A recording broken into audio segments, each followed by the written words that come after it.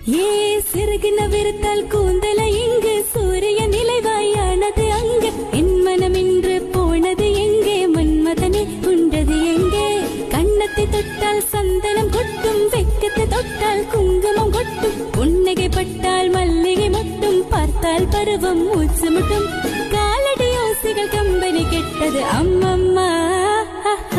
பிக்காசோவின் ஓவியம் ஒன்று பித்தோவானின் சிம்பனி ஒன்று பெண்ணாய் மாறியதோ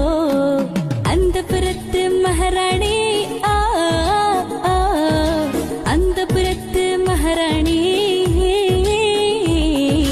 அழகிய லீலா இவ்வளவு ஸ்டைலா